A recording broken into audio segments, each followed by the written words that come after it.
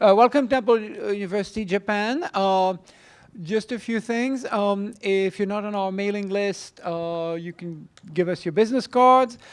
This is recorded for eternity, or at least for our YouTube channel. I don't believe in giving long introductions, so I'll just say I'm extremely happy to have Irina Angelescu with us. She needs no further introductions, so the floor is yours. Well, thank you very much. Okay. About half an hour. I'll raise my hand. Sounds good. Okay, you'll tackle me to the ground if I'm, yes. Hello, everyone. My name is Irina Angelescu. I am a Council on Foreign Relations Hitachi Fellow at the Japan Institute of International Affairs. And I want to thank Robert very much and the Institute for Contemporary Asian Studies for the kind invitation tonight. The fellowship I have has allowed me to carry out research for the past 9 months on the subject of the impact of Brexit on Europe-Japan relations. And I would like to start by making 2 disclaimers. First of all, I'll be talking tonight in my personal capacity, not in that of any of the institutions I'm currently affiliated or have been affiliated with in the past. And second of all, my background is in European Union studies, actually, so I'm a newbie to Japan affairs, and I'm very grateful for the opportunity I've had to have some really in-depth conversation here in town with the academic, business, and diplomatic community. So I look forward to continuing that exchange of ideas here tonight. Thank you. Okay, so let me see if I can figure out how this works. I would like to structure my presentation in 4 parts. I will begin by giving a brief Brexit backgrounder. I know there are a lot of European diplomats in town, so I'm sorry if I'm in the audience, so I'm sorry if I'm not going to do them justice. Second, I'm going to look briefly at the impact of Brexit on Japan, looking a little bit of the specific sectors and reaction that the Japan side has had to this development. The third part is the one that is also referenced in the title of my presentation, budding ties. And that's not just because we're in Sakura season, but because there have been some developments at the bilateral level, both at the EU-Japan, but also UK-Japan since the Brexit referendum. And fourth, I'd like to look at the challenges and opportunities of Europe-Japan relations, including some consequences for the United States. Okay, so what is Brexit? We should start by saying that the Brexit, so the exit of European member states, is an unprecedented phenomenon for European integration. The UK is the first country that's exiting the European Union. It's also the second EU economy, and of course a nuclear power with a permanent seat in the United Nations Security Council. So its departure will definitely not go unnoticed in Europe and across the world. Starting with the brief timeline to make sure we're on the same page. As you may know, on June 23rd, 2017, the UK held a referendum on whether or not to remain a member of the European Union, which is known as Brexit, with a very high turnout at 72.2%. Despite the bad weather that day, the British electorate voted to leave by 51.9%. The British Prime Minister at the time, David Cameron, resigned as a result of the results. And the new Prime Minister, Theresa May, the current one, activated Article 50 of the EU-Lisbon Treaty, which presents the process for leaving the EU, in March 29th of 2017. So that was last year. According to the provisions of this treaty, the EU and the UK have 2 years to negotiate a deal after the UK leaves the EU. So the actual Brexit date won't take place until March 29, 2019. In my timeline, I also included a reference to the June 8, 2017 general elections in the UK. That's really important because the ruling Conservative Party lost its majority in the parliament.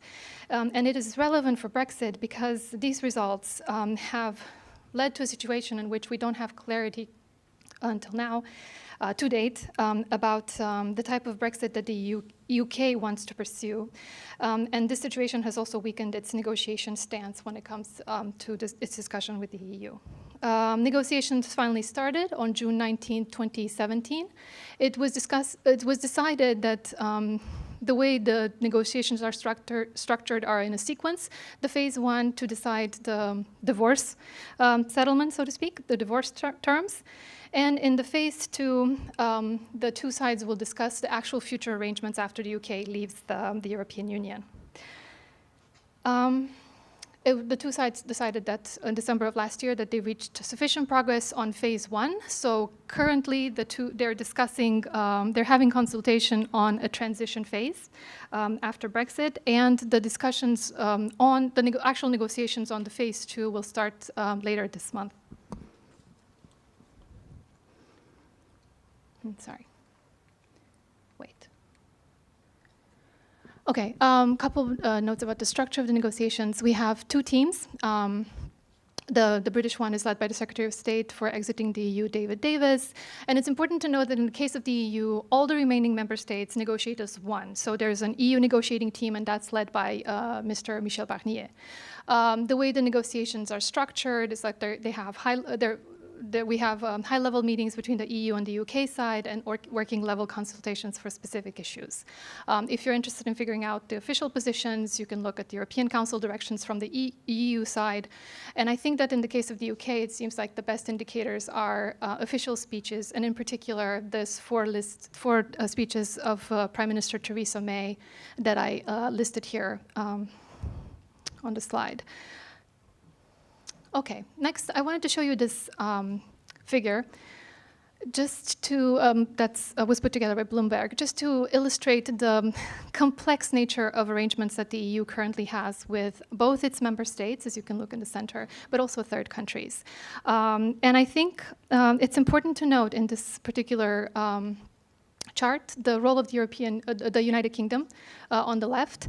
As you can see, it is part of the European Union Customs Union and single market, which means there are no trade barriers or custom borders or quotas when it comes to trade with the European Union. But the United Kingdom is not part of two quintessential European projects, which is the Schengen border-free area and also Eurozone. So you can see there is a little bit of flexibility when it comes to different arrangements countries can have with the UK. This chart is relevant for discussions about hard, soft, or no Brexit. For whoever talks about that, I think it's important to differentiate. What does hard Brexit mean? What does soft Brexit means? This chart was put together by the European Commission, and it includes the different types of arrangements that the European Union has with third countries. And if you look from right to left, you can see that the no-deal scenario, in which the UK and the EU cannot find an agreement at the end of phase two negotiations, is what people call hard Brexit. In that situation, the EU and the UK will revert to conducting trade on WTO, the World Trade Organization terms. If we move, as I said, from right to left, the next 5 models are the so-called soft Brexit, which indicate specific types of agreement and access that third countries have to the European single market. And the more you move from right to left, the greater the access and integration with the European Union. Now, the European Commission also included, as you see under those steps, the UK official red lines in negotiations. So those are the things on which the UK says it's definitely unwilling to compromise. And finally, at the top left of the chart, you see the UK, the last option is the no Brexit. It's the EU's preferred option of the UK staying in, but since they voted that they want to be out, then that's clearly right now not an option. Okay, so, just going back to this previous chart, because I talked about the UK red line, I think it's also important to mention that for the EU perspective, there is one big red line, and that is no cherry picking. It's important to note that as of now, the two sides have not yet agreed what kind of relationship they want to negotiate or how. From the EU perspective, they want the UK to choose one of these models, whereas the UK wants to have a new and deep partnership with the European Union. Anyway, I think I bored you enough with this very technical stuff, so I will stop talking about the Brexit process per se, and I will move on to the reason why we're here, the budding ties, and to understand what's in it for Japan. So, why does this whole complicated matters for Japan? The straightforward answer is simple. Japan considers the UK its gateway to Europe. It's concentrated its investments in the UK. And by so doing, Japan gained access to an entire market at more than 30 countries with over 400 million relatively rich consumers. We have today more than 1,000 Japanese companies that invest and operate in the UK.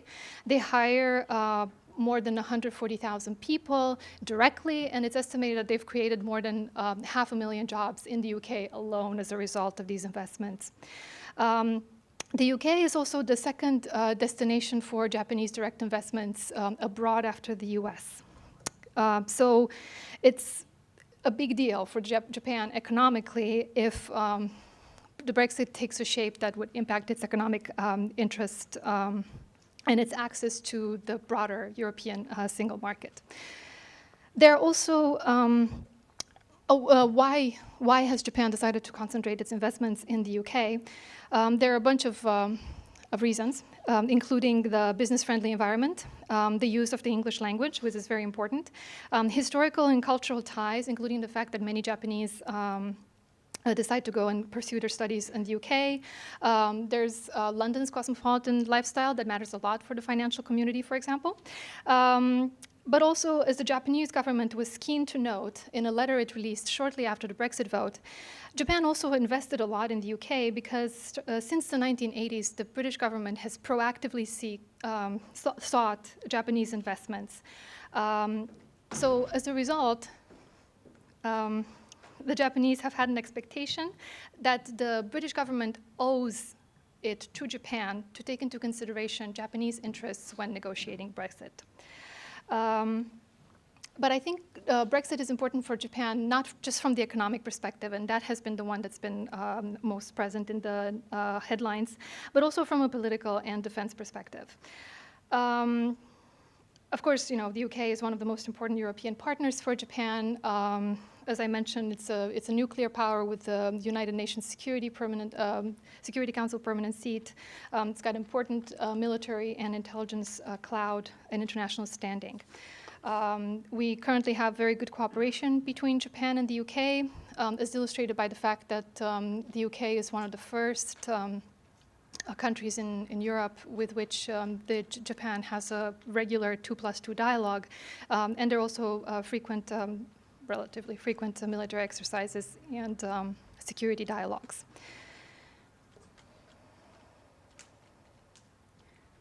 Oops, sorry, I have to figure this out. If we delve a little deeper into the specific sectors that are affected by Brexit for Japan, I highlighted just a few. I think the first one that comes to mind is the automotive sector. It's important to note that, which is actually, I think, the first one that the British government courted in the 1980s. So Japanese companies, particularly Honda, Nissan, and Toyota, produce half of the cars that are built in the UK. And most of those cars, 56%, if I'm not mistaken, are actually exported to continental Europe. Because of the way they built this car, which is very frequent cross-border traffic of car components in a timely manner, it's important for the Japanese automotive businesses to have border-free access to the European market. They are also concerned that in the case of a hard Brexit, for example, if they revert to WTO rules, there's going to be a 10% tariff on car exports from the UK to continental Europe and a 4% tariff on importing car parts, which may not seem like a lot, but for a country, but for an industry that doesn't make a whole lot of profit, the profit is marginal and it depends on volume, it could significantly impact business. A pharmaceutical sector is similarly concerned about Brexit. They're concerned about diverging standards, regulatory frameworks, testing and all that, and especially the relocation of a European agency, which is the European Medicine Agency, currently located in London. That's going to be moved to Amsterdam in light of Brexit. Similarly, the financial sector is worried about the loss of so-called passporting right that allows them to provide service across the European Union just by for companies that are registered just in London. they're also concerned that after the European Banking Agency that's currently based in London is going to be moved to Paris, that there's going to be some more regulatory divergence there as well. And it should be noted here that the financial sector was one of the first to react to Brexit because they need to apply for licenses to operate in continental Europe way ahead of time. And we've already had announcements of, third parties, international banking industries, including the Japanese ones, big ones, like Tokyo Mitsubishi Bank, Nomura, SMBC, that are relocating some of their staff to Europe or getting licensed there.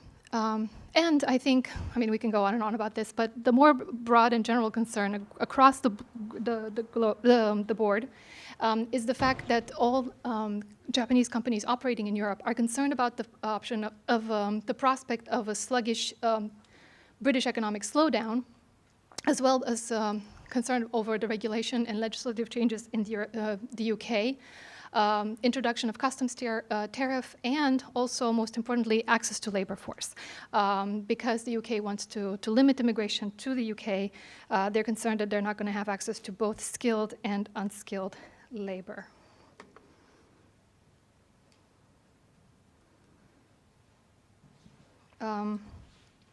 Okay, as I mentioned, Japan is concerned not just about the potential negative consequences of Brexit in the economic sector, but because of the economic consequences of Brexit, they're concerned that they would have negative repercussions for Japan's political and defense interests as well. For example, the 2013 Japanese national security strategy speaks about the proactive contribution to peace based on international cooperation. And so Japan is worried that Brexit will impact both the UK and the EU by making them more inward-looking and consumed by the Brexit negotiations as they're going on, but also potentially consumed by the negative forces of populism. And given the wide variety of threats and concerns coming from countries like North Korea and China, but also new threats like cybersecurity, space, disinformation campaigns, etc., Japan wants to consolidate its cooperation with third countries that share its values and commitment to rule of law and the liberal international order. These are some of the concerns that justify the goodness, I have to figure out how to work this.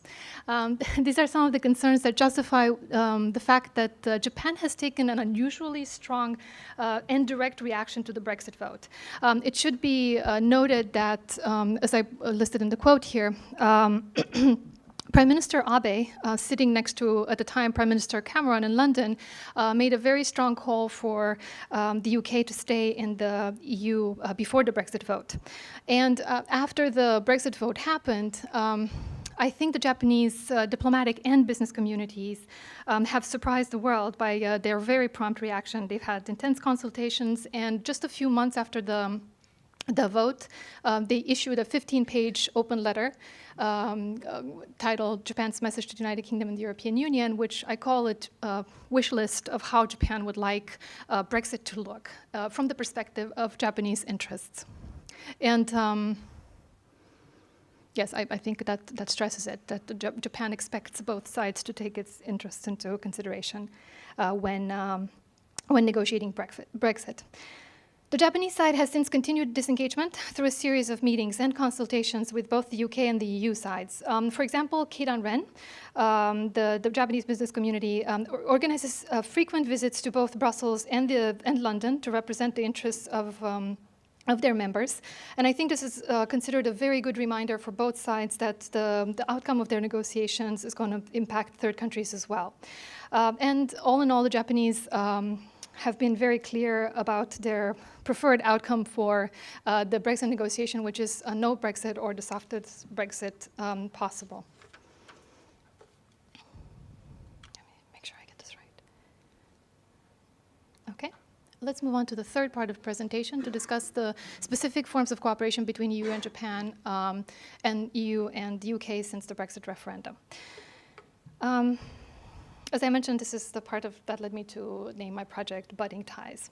And the reason is that because of the Brexit vote, Japan has refocused its attention on Europe, and Brexit has raised the importance of taking a more balanced approach towards the EU. So whereas we in the past talked about Japan focusing on the UK as the gateway to Europe, I think now Japan has started to understand that it's important for it to also reshift its attention and focus a little bit on the EU as well. So we can say that some of these buds are actually already starting to blossom. And the most visible blossom we've had so far was finalized in December of last year, and it's the European Union-Japan Economic Partnership Agreement. The document they started to negotiate officially back in March of 2013, and they concluded, as I said, in December of last year. The document still needs to be signed and ratified.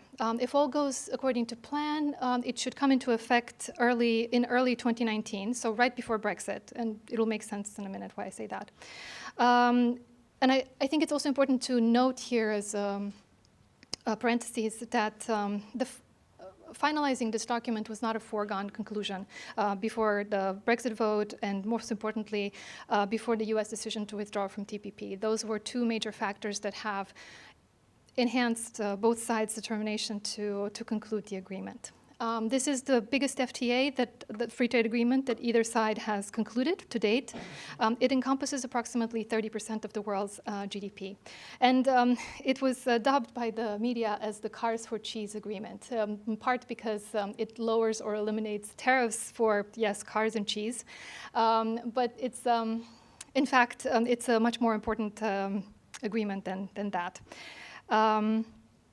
It goes beyond tariff reduction. And indeed, many analysts consider that tariff reduction is probably a marginal element of the benefit that this FTA can have for both sides. In particular, the fact that they will be reducing non-trade barriers and they will get greater regulatory alignment will leave a bigger mark in the future. The EPA includes a series of provisions that are making it, an FTA for the 21st century, including provisions regarding the protection of IPR, the intellectual property rights, phytosanitary provisions, geographic indicators, which is a big win for the European sides in particular, public procurement, labor law, environmental considerations, etc. The Japan External Trade Organization releases a survey of Japanese companies every year, and in 2017, the Japanese companies that operated in Europe noted that their biggest concern was Brexit, but their biggest reason for hope was the EPA, actually. And this was particularly the case in the Central and Eastern European countries, where approximately 70% of respondents indicated that they're planning to make use of the EPA provision to enhance the Japanese business presence in a part of the continent where they have been relatively more absent until now. And finally, the last reason why the EPA is so important is that it goes beyond economics to send a strong message regarding the values that the two sides promote. I included here a quote from the former NATO Secretary General that was, it's an op-ed that he published in the Japan Times. And I thought it was interesting that a former NATO Secretary General takes a stand on the EPA, an EU product. But it's important to note the fact that both the EU and the Japan have stressed the importance of values, of the fact that this is a symbol that consolidates their strategic partnership and sends a positive message to the world in defense of free trade. Okay. But we still have plenty more buds in the EU-Japan cooperation that are being discussed at present. On the economic front, it's important to consider the dispute settlement mechanism. The two sides still need to agree on that one. There are also discussion about data protection that could have important repercussions, consequences for third parties as well. On the political front, they're finalizing the political twin of the EPA, which is the Strategic Partnership Agreement. And in the field of defense, at least the EU side would like to take the partnership further and start negotiations on the framework participation agreement that would allow Japan to take part in the EU's common security and defense missions. Would be modeled after an agreement that was signed with South Korea previously. We need to note here that from the perspective of Japan, the EU is not the most important interlocutor when it comes to military and defense issues. NATO and the individual member countries, like the UK and France, for example, are more of a go-to interlocutor on defense issues for Japan, in part because, honestly, the defense arm of the EU is still very much underdeveloped.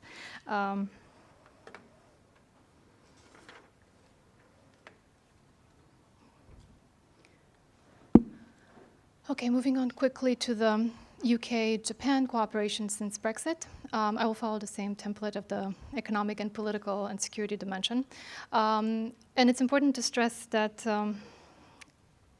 the closer economic integration of the UK and Japan is temporarily halted, let's put it that way, by the fact that the UK is legally unable to negotiate an FTA until it exits the European Union. And that is because, according to the EU norms, laws, the European Commission negotiates free trade agreements on behalf of all its member states currently. Immediately, taking a step back, it's important to note that immediately after the Brexit vote, the UK has tried to reassure the Japanese side about the consequences of Brexit. It has done so through a series of high-level visits to Tokyo, as well as meetings that have taken place with diplomats and business representatives in London. So for the UK side, one of the themes of Brexit is the fact that it will allow them to promote a more global Britain. So that would include a closer economic and defense partnership with Japan as well. So since the UK and Japan cannot consolidate that partnership with an FTA at the moment, they have instead signed a joint declaration on prosperity cooperation in August 2017 during Prime Minister May's visit to Tokyo. The document stipulates the creation of a framework of cooperation on economic matters, including enhanced ministerial engagement, the creation of a trade and investment working group to enhance future trade and investment relations, as well as a series of dialogues on specific issues, including industrial policy, health matters, science and technology, nuclear issues, climate change, and actually even culture. Okay. Yes, and very important to note it here, the role of the EU-Japan EPA also for Japan-UK cooperation. And that is because well, first of all, it should be noted the fact that the UK has always been a very strong supporter of the EU-Japan EPA. But there's also been growing agreement since the Brexit vote that even after Brexit, the UK and Japan will apply the provisions of the EU-Japan EPA until they're able to finalize their own separate FTA. Also, the UK government has indicated that it would like to use the EPA as a sort of minimum threshold for future integration with Japan. So it would like the future relationship to be at least as close as that between the economic relationship to be at least as close as that between the EU and Japan. Now, as a side note, we should also mention the fact that Prime Minister May has indicated the UK may be interested in joining TPP after Brexit. So I don't know exactly how it will played out. In the political and security sphere of UK-Japan cooperation, where they have a little bit more liberty, and as I said, because the EU doesn't have as many provisions there, the two sides sign a joint declaration on security cooperation during Prime Minister May visits to Tokyo as well. This is a rich document. It includes references to closer cooperation on numerous issues, including joint training and military exercises, information exchanges, commitment to a free and open Indo-Pacific, a key theme for the Japanese side, cooperation in support of the non-proliferation agreement, space policy, cybersecurity cooperation in light of the 2019 Rugby World Cup and the 2020 Tokyo Olympics, and as well as capability building of developing countries. In addition to this broad framework, there have also been a couple of agreements signed last year between the UK and Japan on defense logistics treaty and an agreement to explore options to develop their own advanced fighter jet.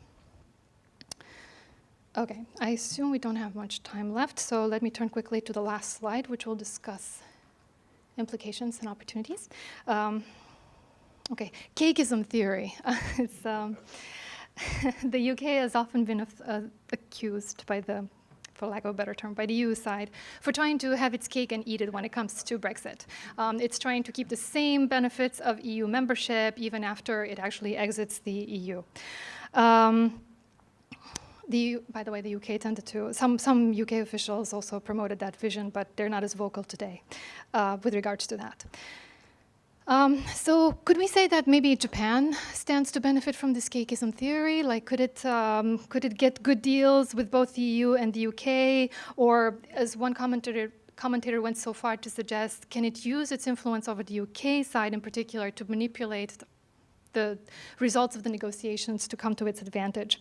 I think that would be really kind of pushing it and wishful thinking. I think that on the one hand, yes, Brexit has provided more impetus for Japan to engage with Europe, and as you know, I talked about the EU EPA as a concrete example of that. But at the end of the day, there is clear indication that Japan wishes that the Brexit vote had never happened, that the UK changed minds, and it changes its mind and stays in the EU. And I also think that Japan's renewed interest in cooperation with Europe is both a sign of the fact that it sees many opportunities of this cooperation, but also that it is very worried about what's happening with Europe right now. And it's concerned about the economic and political consequences of Brexit, both for the UK and Europe, and how that would impact its broader economic and political reasons. Political interests. In the meantime, of course, we can list some positive developments and opportunities of the cooperation in light of Brexit. As I said, the EPA is the most palpable result. It provides the opportunity for both sides to enhance their economic cooperation, but also to set international standards, support international rule of law, and promote, the liberal international order based on free trade, for example. I was pleasantly surprised to hear from many Japanese diplomats here in town that the EPA negotiations have actually made them appreciate EU officials even more, and particularly their expertise when it comes to trade negotiations and how skillful they are. And most recently, I've also heard members of the diplomatic and business community here in Japan express appreciation for the way that the EU is carrying the Brexit negotiations, in a not so pleasant contrast to the way that the UK side is doing the same. In addition to its status as economic gateway to Europe, the UK has also served for both Japan and countries like the US, in a sense, as a gateway to mentally understand the EU. So I know from my experience in the past that there are many Americans who would okay, we need to understand what's going on in Europe, let's just call the British embassy and they'll tell us, how it is. So I think there is a certain expectation from the Japanese side that the UK will provide that understanding of what the EU is and what it stands for. And the fact that the UK is leaving is actually forcing the hand of many Japanese to go out of their comfort zone and better understand the EU and engage their European counterparts more. And in fact, I've had some very high-level Japanese official tell me that they are committed to strengthening the weaker side of that triangle, the Japan-Europe side. Yeah. Okay, and since the stronger side of the triangle is the US, Japan, and US, Europe, let's look a little bit at the implications of this new cooperation for the US. On the positive side, I think the US, in principle, welcomes closer cooperation between its allies in support of the world order it has helped create since World War II. Closer Europe-Japan cooperation can help advance its international goal, including by cooperating in third areas like Africa, for example. But most specifically in the economic sector, I think the US also stands to lose from some provisions of the EPA, like the geographic indicators, for example, and potentially future agreements when it comes to data protection. And it's missing out on an opportunity to set international standards alongside its allies. When it comes to defense cooperation, I think, yes, in principle, the US would like its allies to work closer, but only insofar as they could keep the US in the loop about all these developments. We can have a separate conversation about the European Defense Fund, for example, and how that makes the US side a little bit uneasy. When it comes to challenges to closer Europe-Japan cooperation, in addition to the fact that the two sides, of course, are separated by geographic distance, there's always the concern that they will continue to act and think as regional powers, and so not be able to strengthen their partnership more.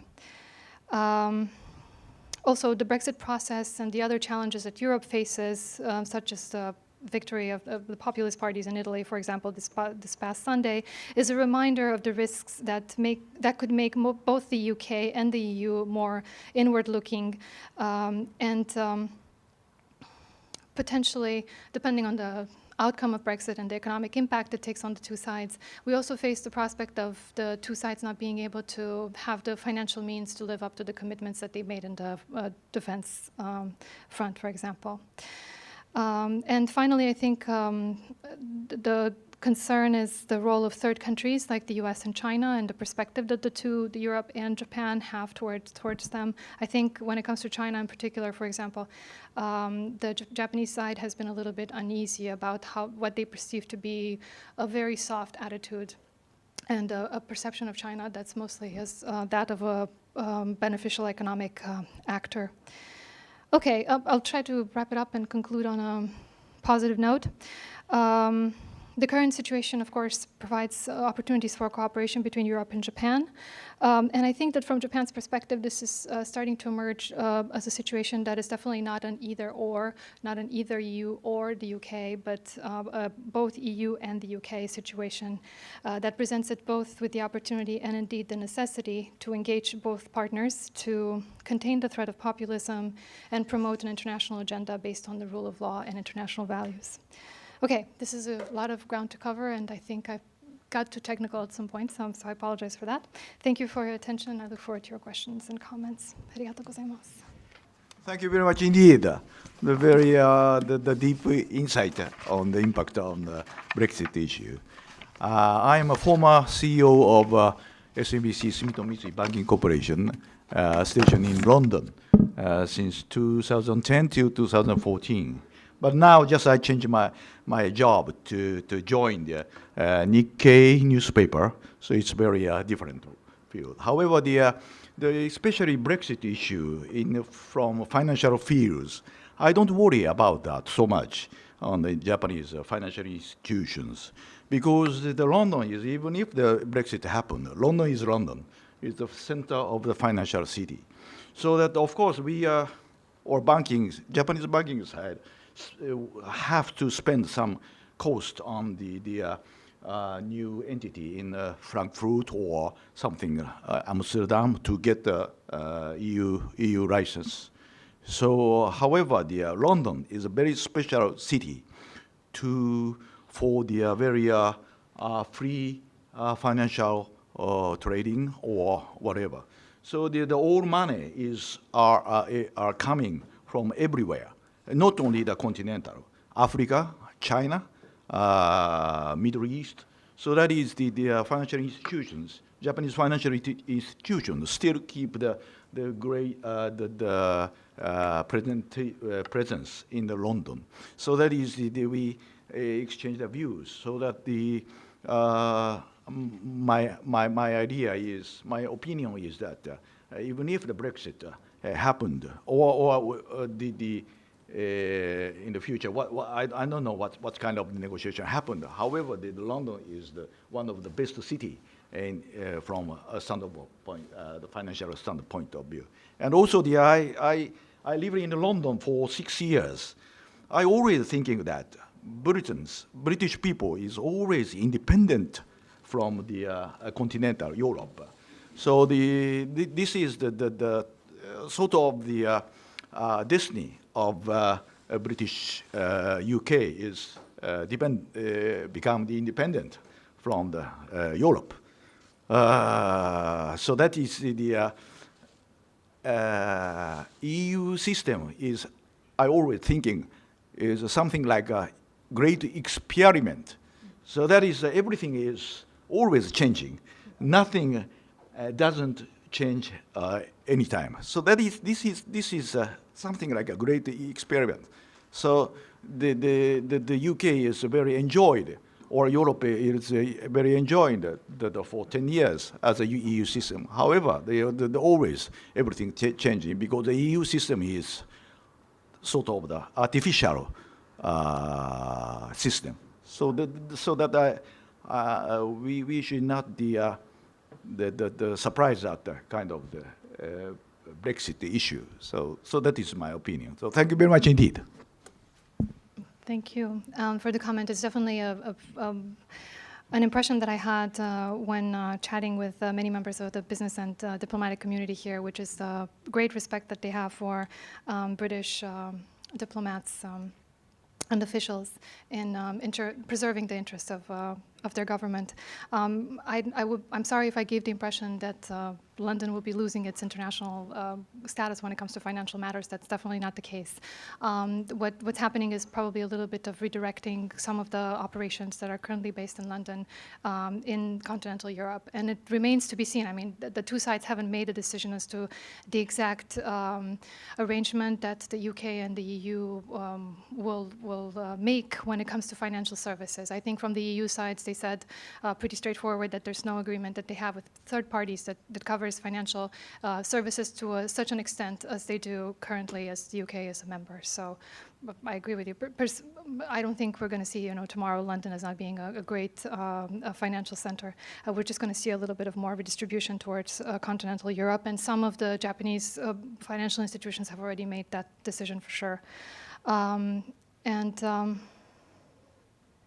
Yes, I mean, I cannot argue with your perspective that the British people are independent. I think many countries like to defend their own national interests, and I don't think there's any attempt to deny their intention to leave the European Union by any stretch of the imagination. The EU also believes in unity and diversity, and it's tried to preserve the interests of all its member states.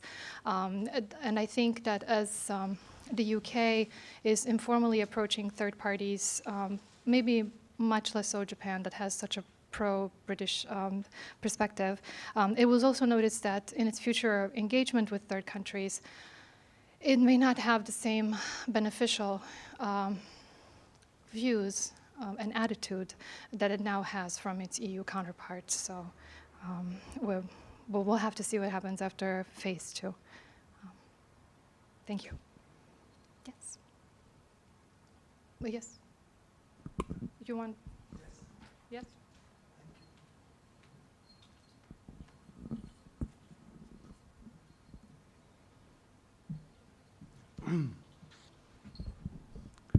My name is Kurt Sieber. I'm from the Austrian Business Council. Also, I am Swiss by nationality.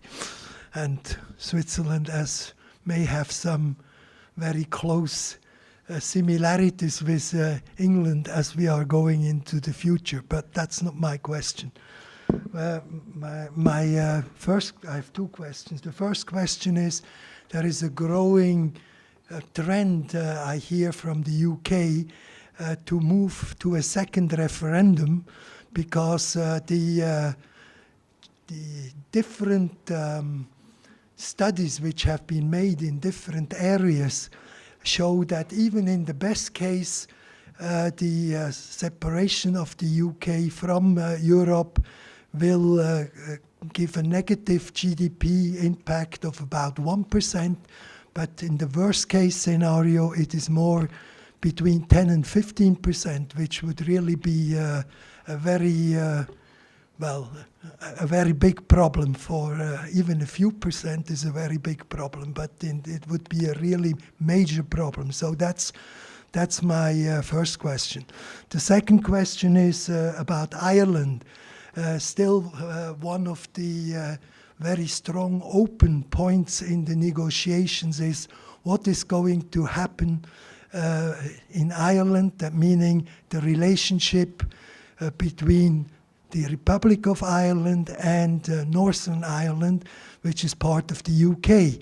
And there is a very strong resistance to build up a physical border between the two different areas on one and the same island. So what is your view of how this problem is going to be settled? Thank you. Thank you. I'm glad you raised Switzerland, because as a side note, before the Brexit referendum, the Swiss were also negotiating something along the lines of the free movement of people they have with the EU. And for very technical reasons, I can just say that the British side was following very closely what the Swiss were doing. And they continue to do so as they negotiate. Switzerland had some issues with it. They had a referendum of their own in which they tried to limit the freedom of movement of European citizens. So they're trying to find a solution with the EU. For freedom of movement, I'm sure, yes. Freedom of, oh, okay, yes, against restrictions, okay. We're happy to have you here tonight. Okay, so regarding your first question, yes, the second referendum would be the answer to lead, potentially, to lead to the preferred option of EU and Japan and potentially the UK, which is the no Brexit. Now, there are two things. Right now there's several things. Right now, there's no political will to organize. There's no discussion of organizing a referendum. I know that George Soros, for example, is trying to start his own campaign to fund that movement. The Remainers, as they call the 49.1% that voted to stay, are very much in favor of staying, and they'd love a second referendum. But that's not on the agenda right now. We're also running out of time, so. Unless something happens relatively quickly, March 2019 is going to happen, and we're going to reach the Brexit situation and the Brexit scenario. And the idea of the second referendum is also unclear in terms of its outcome. There is a risk that we will get a similar result, so then we will have just wasted a few months of negotiation time. So I think, sadly, the British electorate is very much divided still when it comes to Brexit. And I think that's something that's extremely frustrating for a lot of people, especially here in Tokyo, that understand that it's in the UK's economic interest, at least, if not political and defense, military, to stay in the EU and have a stronger voice internationally and have better economic standing. But these are potentially times in which reason, it's unreasonable to expect reason to prevail, let's put it that way. So it's very unclear. And when it comes to Ireland, you hit the head on the nail on the head. When I talked about the first phase of negotiations, I didn't go into details, but yes, the border between Ireland and the UK is one of the most contentious issues, and one of the three issues that they discussed in phase one. This would be the only land border between the UK and it would become the only land border between the UK and the EU. Because of the particular historical situation, both sides, the EU and the UK, are trying to avoid a physical border. And the British Prime Minister more or less committed to not having a physical border between the UK and Ireland after Brexit. Now, she proposed a couple of solutions, both in her speech on this past Friday, but also, if I'm not mistaken, in the Florence speech in September of 2017, in which she said that we have to be open and creative about this whole thing. And the two solutions explored would be to make use of technology and have some sort of high-tech screening that would allow people and vehicles to traffic without actually stopping at the border. And the other one would be some sort of custom partnership that would be basically an agreement between the EU and the UK to levy each other's tariffs, like when you come as a third country and bring products into the UK, but their final destination is the EU, the UK would levy taxes for that. That's a very complicated process, and it doesn't look like this is going to fly with the EU. So they're waiting for the British side to make a different proposal. But it's very important to stress that the EU has kept unity, and they're very committed to making sure that the interests of the Irish, Ireland are protected in this, and the UK shares a similar commitment. But right now, there's no valid solution on the table. Yes, please.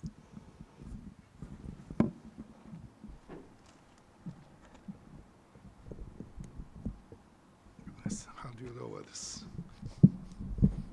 I have to jump. My name is Sadaqa. I'm a retired diplomat. I was educated at a British university, and I spent 8 years altogether in Britain. So I'm Anglophile to some extent. And I left London the last time in 1998. At that time, I did feel that Britain was a gateway for Europe, for us Japanese. And deep in my heart, I would like that to continue to be the case.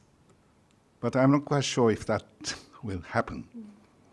And I think we on our part, we'll have to go through some soul searching as to what Britain means to us, if not a gateway to Europe.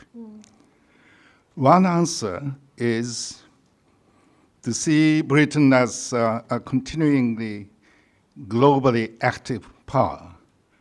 But that also, some questions are raised in that regard as well, in the sense of Britain's influence, global influence, in the sense of whether a Brexit might negatively affect Britain's global influence. I wonder what your view on that is. I have one other question, which is, what is President Trump's view of Britain, apart from his affection for Nigel Farage and his occasional Twitter comments about the British Prime Minister? Thank you very much.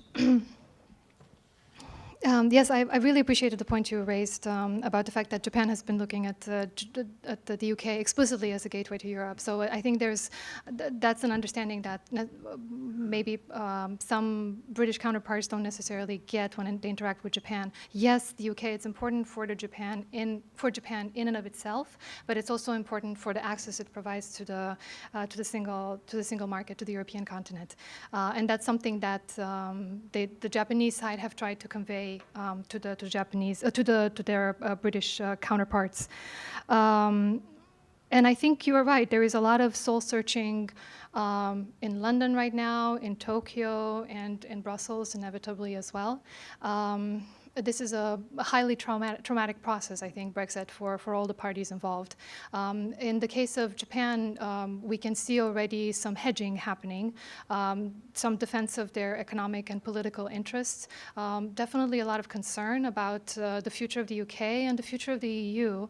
And so I think there is an attempt to engage both parties on a more equal footing. So as I tried to explain during my presentation, I think until now the Japanese interest was a little bit more skewed towards the British side, and now they're trying to take a more balanced approach to understand and to defend the interests of Japan, really, because that's what Japanese diplomats are supposed to do.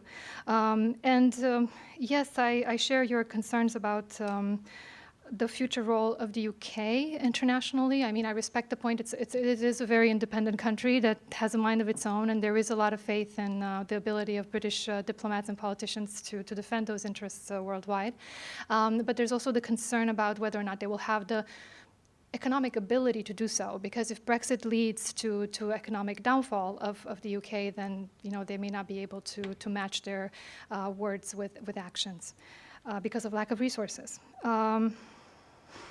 And turning to Mr. Trump's view of the UK, now I don't have an insight into I don't have his phone number, so we don't chat very often. And indeed, he has expressed affection for Nigel Farage, but he has also expressed affection for Theresa May following their meetings and conversations, and there's been some back and forth. I don't think he spends a lot of time thinking about Brexit, honestly. I think he has other issues on his agenda. But when he does, he did say it publicly that he thinks he would do a better job of negotiating a better deal when it comes to Brexit, of course.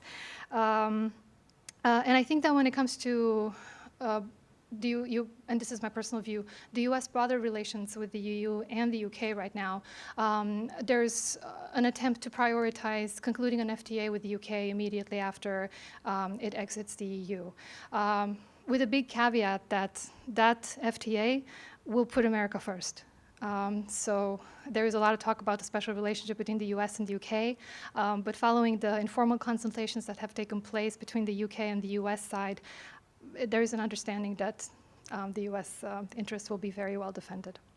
So I hope this answers your question.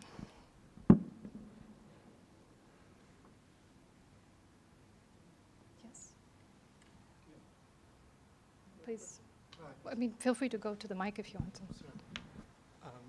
You mentioned that Britain had been very active in promoting the EPA while it was still, an active member of the European Union.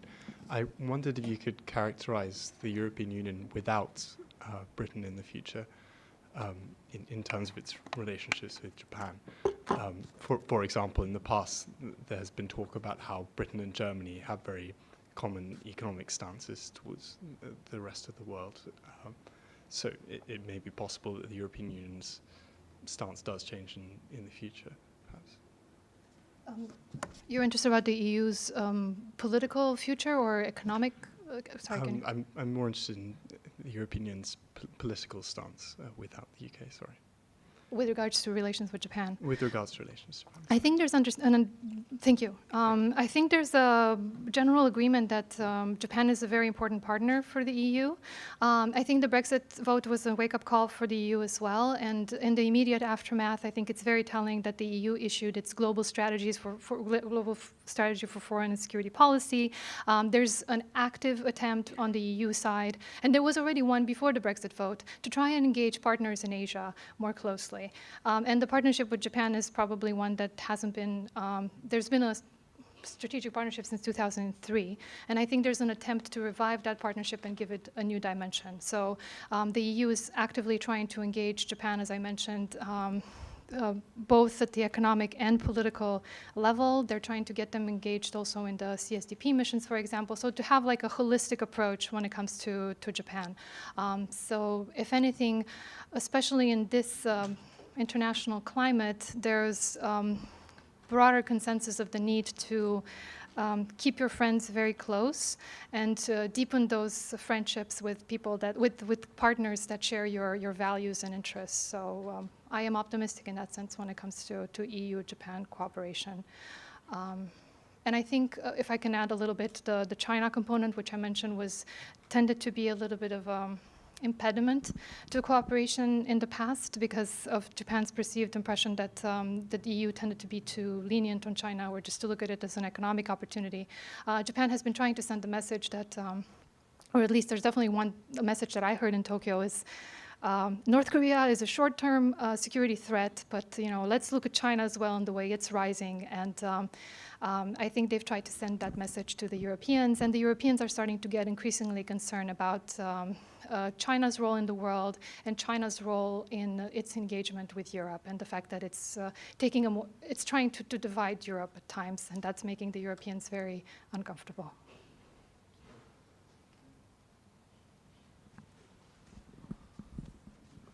Thank you very much for your presentation. Very informative and good opportunity to renew my knowledge on how Brexit is going on. And I've been staying in the UK for several years, and I'm of great interest to look into not only the situation there, but also how people are thinking and reacting, including my friends.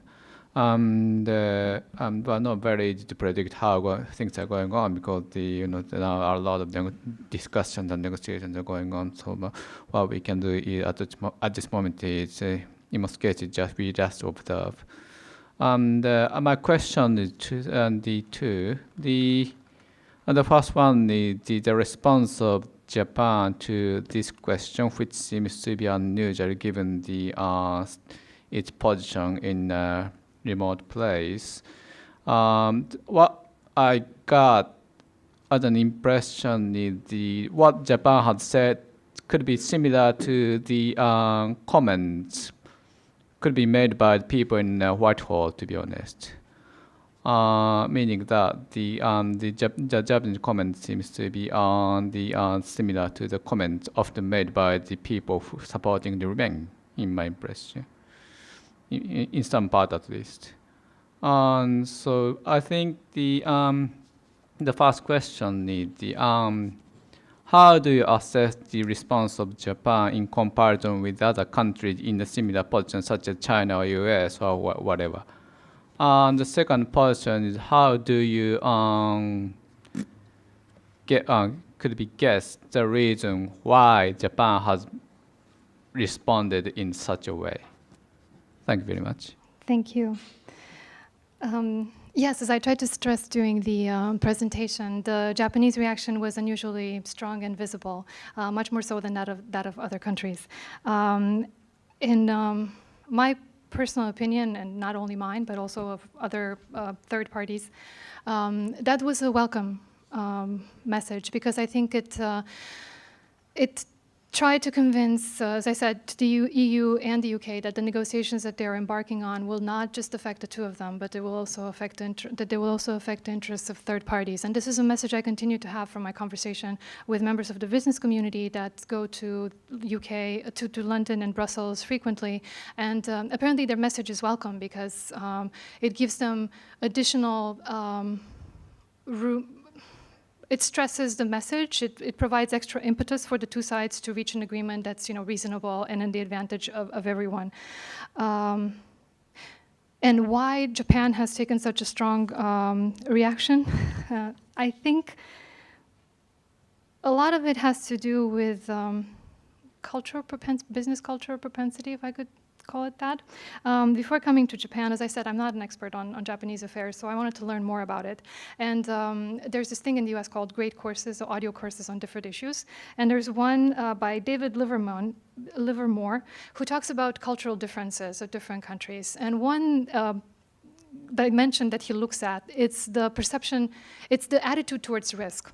And he said that in his studies, Japan consistently ranked as the most risk-averse country. By contrast, the UK scored as one of the countries most comfortable with risk, because they see that as an opportunity to reinvent themselves, to be free, to be independent, to make the best of the situation. And I think the Japanese strong reaction comes precisely from this very risk-averse nature that they have. They want to know what's happening. They want to have that opportunity to plan ahead and to have control over the situation. And so far, Brexit has provided a lot of uncertainty for both the EU, the UK, and third parties like Japan. So I'm not sure that Japan is satisfied in that sense. So I hope this answers your questions. Yes.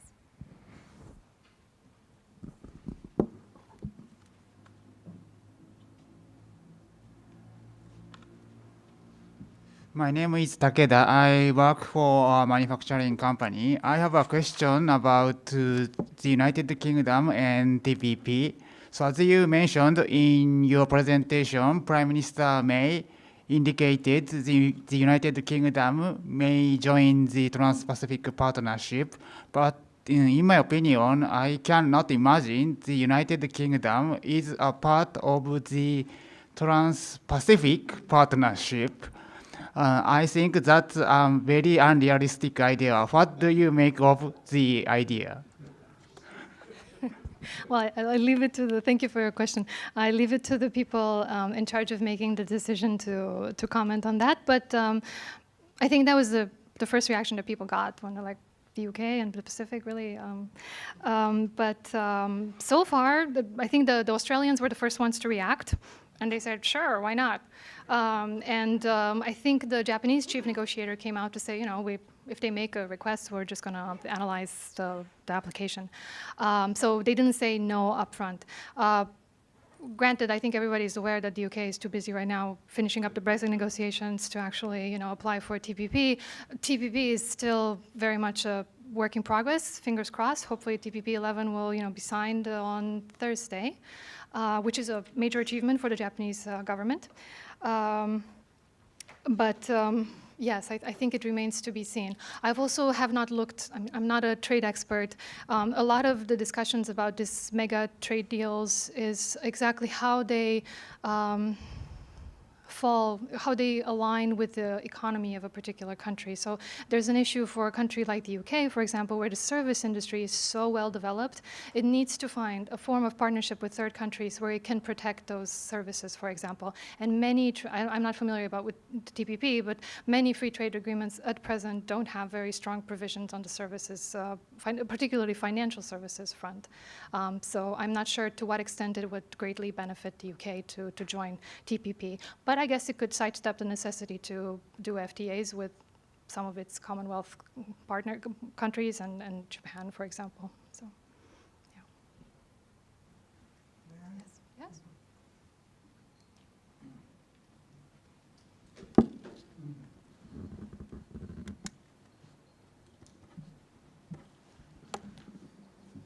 Well, Kurt Sieber once again.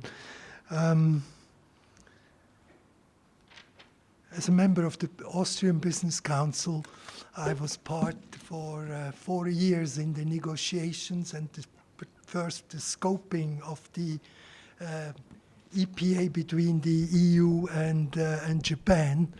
And just 1 week ago, to be exact, on February 28, we had what we called the first milestone meeting and celebration of the conclusion of the EPA at the Europa House here in Tokyo. One thing I can say is that UK was never mentioned in the discussions and the reception and everything about joining the EPA. On the other hand, one of the great, well, you call it rumors or whatever, is that the EU should be very thankful to Mr. Trump for having left TPP, because that gave additional motivation to Japan to conclude rapidly with the EPA with the EU. So that's more a comment rather than a question. But coming back, following up on the second referendum, yes, there is no organized system yet to get to such a referendum, but I'm not quite in agreement with you that it would be a waste of time for a second referendum because it would probably come out in the same way. I mean, all the polls which are available now, and that of course is no guarantee, but is that we are not starting with a 60-40 situation. We are starting with, well, 49 against 51. And I think it would be relatively easy to overturn this 2% difference in the first referendum, all the more as people today have a much better view of what is really coming, and a lot of the fake news which were passed around at the time of the first referendum have turned out to be fake. Thank you. Well, thank you. I was at the event as well, the one at the Europa House last week. I was glad to see that former President Bush hasn't just ruined the mission accomplished phrase for everyone, because that was the title of the presentation. So I was... I'm very glad that the EU and Japan have managed to finalize the agreement. I looked carefully; the British flag was still there, and it was in spirit. I think a lot of people appreciated the British help in making possible the finalization. Yeah, the fact that they finalized the EPA. With regards to the British the application of the EPA after the UK leaves the EU, so after Brexit, it wasn't a foregone conclusion, and it's not. I know that when Prime Minister May left Tokyo last summer, that was one of the things she wanted to accomplish, to make sure that the Japanese side would commit to applying the EPA even after Brexit.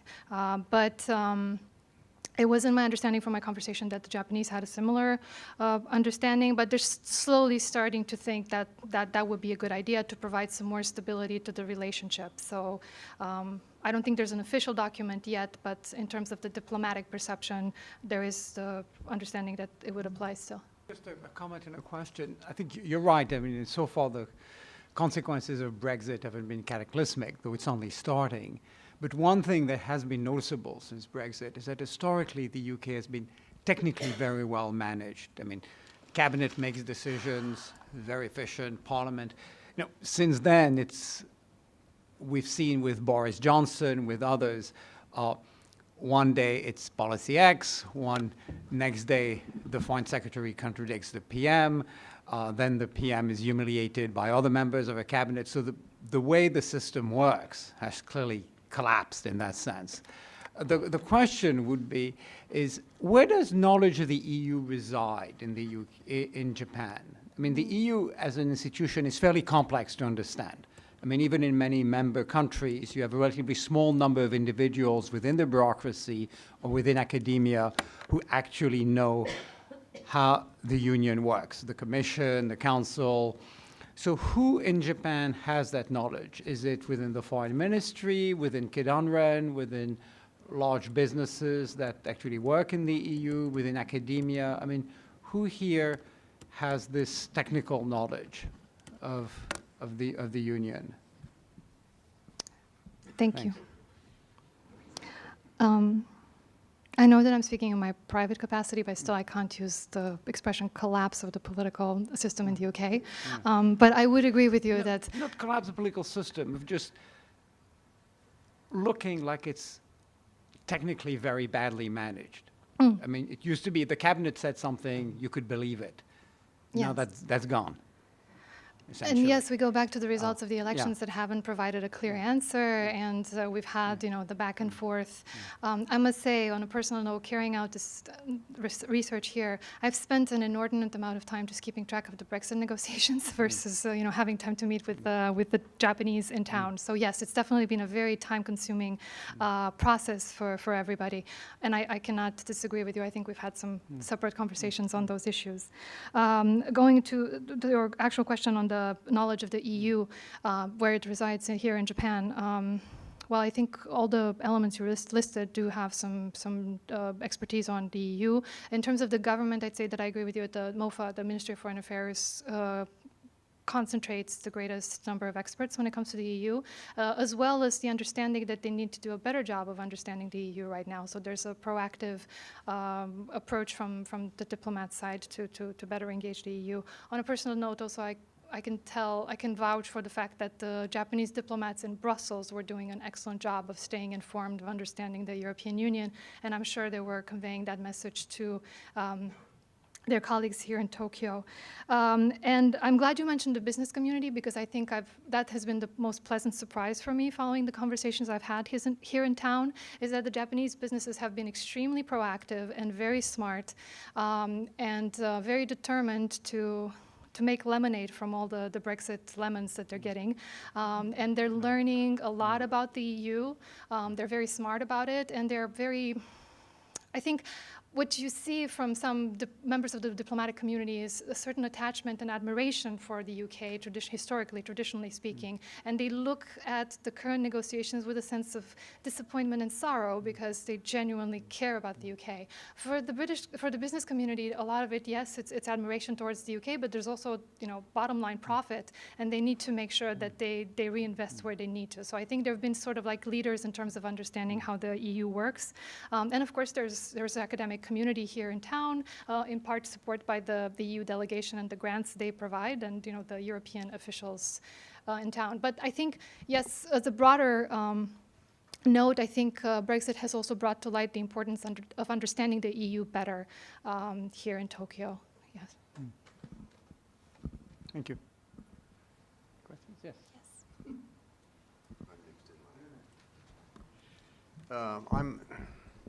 I'm a long-term resident here in Japan, and I'm selling my products both in the UK and on the continent. And I've got a plant in China and a plant in Vietnam, and I use those plants to sell to Europe and the UK. My question or my comment is, do you know of the EU, Japan, what is it, Center for Cooperation of Industry? Yes. Yeah, the president is right here in the audience. Oh, there you are. Okay. Okay, I've worked with them, and they've done an excellent job getting Japanese companies into Chamber of Commerce around Europe and various countries. And they bring the two companies together in a very, very interesting way. I wish they had it in the United States. They don't. Wish they had it in the UK. Don't seem to have it. But they can bring someone who wants to sell something to someone else. He's looking for a distributor. They go through the Chamber of Commerce, and they can introduce you. If two people want to develop something together, very, very interesting way, they analyze if those two parties can help each other. Because they may be competitors, and you don't want to introduce competitors to each other on various technical projects. And the way they handle it is just beautiful. And I've worked with them a little bit, and it goes through all of EU. Now, where is the UK going to be if they depart? That's my question. I think that's, I may not be the right, I'm actually definitely not the right person to ask that question, so I leave it to the British counterparts, but kudos to you, Silvio, for the work that you do here. I like the way you also describe your job as demystifying the European Union for foreign audiences, and I think that's what's happening now as a result of Brexit. As I said, people are starting to become more concerned about the outcomes and more interested in understanding the various actors. And I cannot speak as to the exact initiatives that the British government is going to take in the aftermath of Brexit. I know they're very committed to concluding agreements with third parties and growing economically now that they are no longer shackled by what they perceive as the EU chains.